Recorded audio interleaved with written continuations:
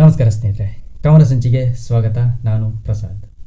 ಇಂದು ನಾವು ಸಹೋದರ ಸಹೋದರಿಯರ ಪ್ರೀತಿಯ ಸಂಕೇತವಾಗಿ ಆಚರಣೆ ಮಾಡುವಂತಹ ರಕ್ಷಾಬಂಧನ ನಿಜಕ್ಕೂ ಯಾವಾಗ ಆರಂಭವಾಯಿತು ಎಂಬ ಪ್ರಶ್ನೆ ಎಂದಾದರೂ ನಿಮ್ಮ ಮನಸ್ಸಿಗೆ ಬಂದಿದೆಯಾ? ಇಂದು ರಾಖಿ ಅಂದರೆ ಸುಂದರವಾದ ಬಣ್ಣ ಬಣ್ಣದ ದಾರ. ಆದರೆ ಸಾವಿರಾರು ವರ್ಷಗಳ ಹಿಂದೆ ಅದು ಇಂದಿನಂತಿರಲಿಲ್ಲ. ಬಹುಶಃ ಒಂದು ಸರಳವಾದ ಪವಿತ್ರ ದಾರವಷ್ಟೇ ಆಗಿತ್ತು. ರಕ್ಷಾಬಂಧನದ ನಿಖರವಾದ ಆರಂಭದ ವರ್ಷವನ್ನು ಇತಿಹಾಸ ಹೇಳುವುದಿಲ್ಲ. ಆದರೆ ಭಾರತೀಯ ಪ್ರಾಚೀನ ಪರಂಪರೆಯಲ್ಲಿ ರಕ್ಷಾಸೂತ್ರ ಅಂದರೆ ರಕ್ಷಣೆಯ ಸಂಕೇತವಾಗಿ ಪವಿತ್ರ ದಾರವನ್ನು ಕಟ್ಟುವ ಆಚರಣೆ ಬಹಳ ಹಳೆಯದು. ಆ ಕಾಲದಲ್ಲಿ ಅದು ಕೇವಲ ಸಹೋದರ ಸಹೋದರಿಯರ ನಡುವೆ ಮಾತ್ರ ಇರಲಿಲ್ಲ. ಧಾರ್ಮಿಕ ಆಚರಣೆಗಳು, ಯಜ್ಞಗಳು ಮತ್ತು ವಿವಿಧ ಸಂದರ್ಭಗಳಲ್ಲಿ ರಕ್ಷಣೆಯ ಸಂಕೇತವಾಗಿ ದಾರವನ್ನು ಬಳಸಲಾಗ್ತಾ ಇತ್ತು. ನಂತರ ಈ ರಕ್ಷಣೆಯ ಕಲ್ಪನೆ ಪೌರಾಣಿಕ ಕಥೆಗಳಲ್ಲಿಯೂ ಕಾಣಸಿಗುತ್ತೆ. ಇಂದ್ರನಿಗೆ ಇಂದ್ರಾಣಿ ರಕ್ಷಣಾ ಸೂತ್ರ ಕಟ್ಟಿದ ಕತೆ ಬಹಳ ಪ್ರಸಿದ್ಧವಾಗಿದೆ. ಕೃಷ್ಣನ ಬೆರಳಿಗೆ ಗಾಯವಾದಾಗ ದ್ರೌಪದಿ ಬಟ್ಟೆಯ ತುಂಡನ್ನು ಕಟ್ತಾಳೆ.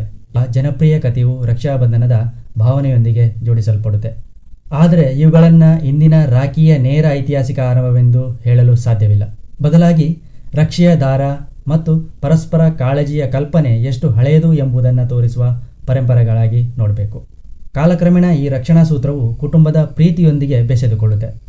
ವಿಶೇಷವಾಗಿ ಸಹೋದರಿ ಸಹೋದರನ ಕೈಗೆ ರಾಖಿ ಕಟ್ಟುವುದು, ಸಹೋದರನ ಸಹೋದರಿಯ ಮೇಲಿನ ಪ್ರೀತಿ ಮತ್ತು ಜವಾಬ್ದಾರಿಯನ್ನು ನೆನಪಿಸಿಕೊಳ್ಳುವುದು ಹೆಚ್ಚು ಜನಪ್ರಿಯವಾಯಿತು. ರಕ್ಷಾಬಂಧನ ಎಂಬ ಹೆಸರಿನಲ್ಲೇ ಅದರ ಅರ್ಥ ಅಡಗಿದೆ. ರಕ್ಷಾ ಎಂದರೆ ರಕ್ಷಣೆ, ಬಂಧನ ಅಂದರೆ ಬಂಧ, ಅಂದರೆ ರಕ್ಷಣೆಯ ಬಂಧ.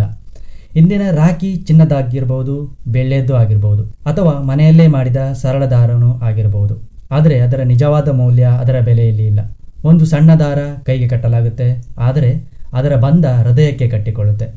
ಹಾಗಾಗಿ ರಕ್ಷಾಬಂಧನ ಕೇವಲ ಒಂದು ಹಬ್ಬವಲ್ಲ, ಇದು ಸಾವಿರಾರು ವರ್ಷಗಳಿಂದ ಬೆಳೆದು ಬಂದ ಪ್ರೀತಿ, ಕಾಳಜಿ, ನಂಬಿಕೆ ಮತ್ತು ರಕ್ಷಣೆಯ ಭಾವನೆಯ ಸಂಕೇತ. ರಾಖಿ ಸಣ್ಣದು, ಆದರೆ ಅದರೊಳಗಿನ ಭಾವನೆ ಅಪಾರ.